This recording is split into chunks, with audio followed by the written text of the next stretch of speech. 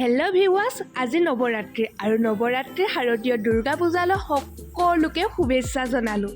আৰু এয়া হৈছে আৰতিৰ যাত্ৰা আৰম্ভ কৰিছে নৱৰাত্ৰিৰ দিনাখন। আৰু এয়া আপোনালোকে চাই আছে ভিডিঅ'ত ডুমডুমাৰ। আৰু এইফালে ডুমডুমাৰ পূজা মণ্ডপত আজি নৱৰাত্ৰিৰ দিনাখন দানিয়াৰ ডান্স চলি আছে। তো ব'লকচোন ইয়াত অলপ আপোনালোককো দেখাওঁ, মই নিজেও উপভোগ কৰোঁ। আৰু এই ভিডিঅ'টোত মই কিছুমান ৰেচিপিও দিবলৈ ট্ৰাই কৰিছোঁ। আপোনালোকে চাব বুলি আশা কৰিলোঁ।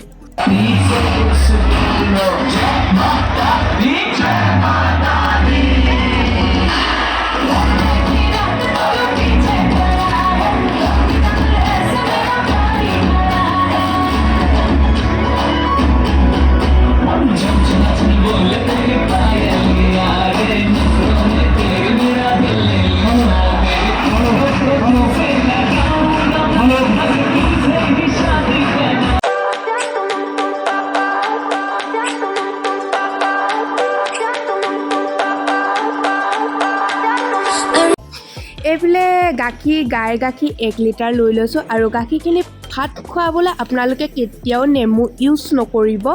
আপোনালোকে পৰাপক্ষত ভিনেগাৰ ইউজ কৰিব। ভিনেগাৰ মই ইয়াত 2 চামুচ দি দিয়াৰ লগে লগে খুব সোনকালে ইয়াত বহুত ধুনীয়াকৈ নেমুতকৈও ভালকৈ গাখীৰখিনি ভাত খাই যায়।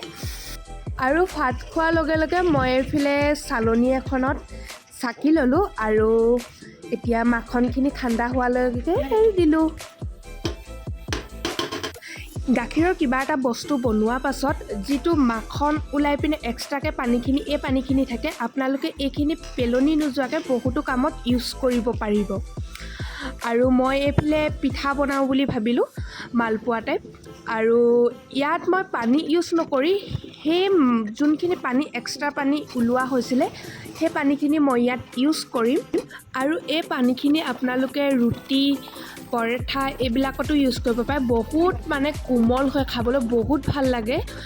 আৰু এতিয়া মই এইখিনি কৰা ৰেডি হৈ গ'ল। আৰু ভাবিলোঁ কি পনীৰ এইখিনি পূৰা ড্ৰাই হৈ ফ্ৰিজত সোমাই আছিলে, এই পানীখিনি ইয়াত দি দিওঁ, তেতিয়া অলপ কোমল হৈ থাকিব। তো ইয়াতো ইউজ কৰি ল'লোঁ।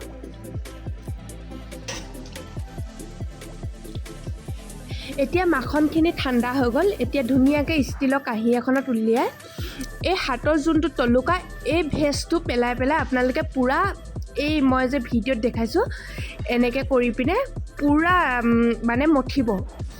তেতিয়া বস্তুটো খাবলৈও ধুনীয়া হয়, কোমল হয় আৰু নাফাটে। আৰু মই ইয়াত ভাবিছোঁ ৰসমলাই বনাম বুলি দেই। আপোনালোকক কোৱা হোৱাই নাই নহয় ইয়াৰ পৰা মই কি বনাম। ভাবিছিলোঁ প্ৰথমতে ৰসগোল্লা বনাম বুলি, তাৰপিছতে ৰসগোল্লা বনোৱা নহ'ল, সেইকাৰণে ৰসমলাই বনাম।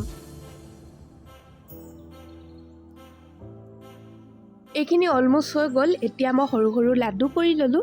আৰু ৰসমলাইৰ কাৰণে মলাইটো খুবেই বেছি প্ৰয়োজন হয়নে, সেইকাৰণে মই ইয়াত গাখীৰ, চেনি, ইলাইচি, লং ইয়াত মিক্স কৰি এতিয়া মই পুডিংখিনি ষ্টাৰ্ট কৰিম। পুডিং আপোনালোকে লৈ ল'ব। এইটো একচুৱেলি কালাৰ আহিবলৈ লোৱা হয়। পুডিংটো লৈ আপোনালোকৰ যিমানটো ডাঠ লাগে আপোনালোকৰ নিজৰ অনুসৰি দি দিব। আৰু ফাইনেলি মোক যিমানটো ডাঠ লাগিছিলে, যিমানটো কালাৰ লাগিছিলে, এয়া হৈ গ'ল।